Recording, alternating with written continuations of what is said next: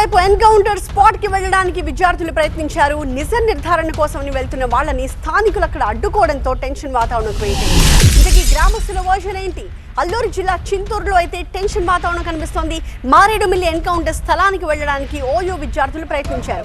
నిజ నిర్ధారణ కోసం అని చెప్పి మొత్తం 11 మంది ఓయూ విద్యార్థులు అక్కడికి వెళ్ళడానికి ప్రయత్నించారు. దీంతో చింతూరు దగ్గర వాళ్ళని స్థానికులు అడ్డుకున్నారు.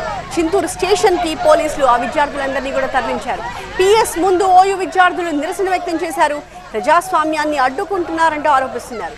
ఇంకొక వైపు చింతూరు బస్టాండ్ లో మావోయిస్టుల దిష్టి బొమ్మని స్థానికులు దగ్ధం చేశారు.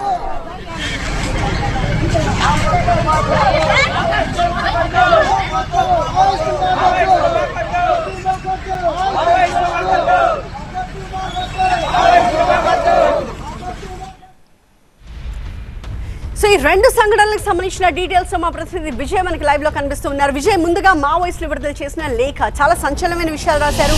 అది ఎన్కౌంటర్ కాదు, కావాలని జరిపిన ఒక జాయింట్ ఆపరేషన్ లో భాగంగా ఇంతమంది మావోయిస్టులను పొట్టన పెట్టుకున్నారని చెప్పి వాళ్ళు రాసిన తీరు చూస్తుంటే వాళ్ళ నుంచి మరిన్ని ప్రతి దాడులు వచ్చే అవకాశం ఉన్నట్టుగా అనుమానాలు వ్యక్తమవుతూ ఉన్నాయి. ఏంటి ఆ లేఖ సారాంశం? దానికి ఎలాంటి రియాక్షన్ వస్తోంది పోలీస్ డిపార్ట్మెంట్ నుంచి?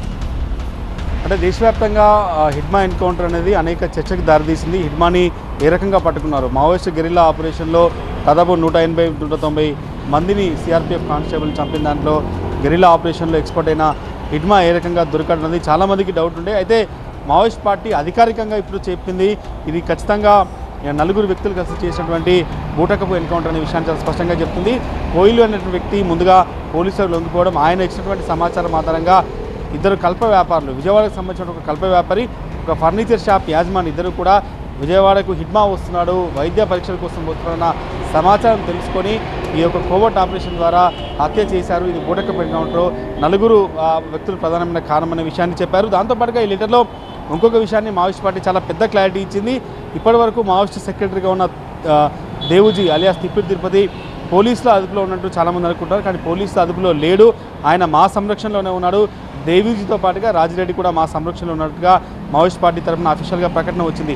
ఇది ఈ రకంగా ఉంటే అంటే ఆ పార్టీకి సంబంధించినటువంటి అధికార ప్రతినిధి ఇచ్చినటువంటి లేఖలో మాత్రం అనేక అంశాలను మెన్షన్ చేశారు. ఖచ్చితంగా ఇది బూటకపు ఎన్కౌంటర్, ఈ ఎన్కౌంటర్ పైన న్యాయ విచారణ జరిపించాలని చెప్పి డిమాండ్ చేశారు. దాంతోపాటుగా రాష్ట్ర వ్యాప్తంగా అనేక మంది ఏపీ హైకోర్టులో కూడా పిల్లి వేసినప్పుడు కూడా కోర్టు ఎక్కడా విచారించలేదు. దానికోసం చాలామంది ప్రజా సంఘాలు కావచ్చు, చాలా విద్యార్థి సంఘాలు నిజ నిర్ధారణ కోసం మారేడుపల్లికి వెళ్లేందుకు ప్రయత్నిస్తున్నారు. ఈరోజు ఉదయం కూడా చింతూరు దగ్గర ఉస్మానియా యూనివర్సిటీకి చెందిన కొంతమంది విద్యార్థులు, లా చదువుతున్న విద్యార్థులు అక్కడ నిజ నిర్ధారణ కోసం వెళ్ళడానికి ప్రయత్నిస్తే ఏపీలో పోలీసులు అడ్డుకున్నారు.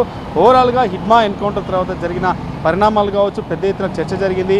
కొంత చోట్ల నిరసన కూడా వ్యక్తమైన నేపథ్యంలో మావోయిస్ట్ పార్టీ అధికారికంగా ప్రకటించింది ఇది ఖచ్చితంగా బూటకపు ఎన్కౌంటర్. ఈ ఎన్కౌంటర్ని మావోయిస్ట్ పార్టీకి సంబంధించినటువంటి హిడ్మాతో పాటుగా 13 మందిని నవంబర్ 15వ తేదీనే విజయవాడలో పోలీసులు పట్టుకున్నారు. 18వ తేదీన ఎన్కౌంటర్ చేశారన్నది పార్టీ అఫీషియల్గా చెప్తుంది. కాబట్టి చూడాలి దీనిపైన పోలీసులు రియాక్ట్ అవుతారా లేదన్నది. ఓవరాల్గా దీనిపైన న్యాయ విచారణ చేయాలి. ఖచ్చితంగా న్యాయ విచారణ చేస్తేనే హిడ్మా మరణానికి గల కారణం తెలుస్తుంది అనేది మావోయిస్ట్ పార్టీ చెప్తుంది. మావోయిస్ట్ పార్టీ హిడ్మా సిద్ధాంతాన్ని ఖచ్చితంగా ముందుకు తీసుకెళ్తామని కూడా వికల్పం చేసిన ప్రకటన నేపథ్యంలో మావోయిస్ట్ పార్టీలో ఇంకా కొంత పోరాటం ఉంది.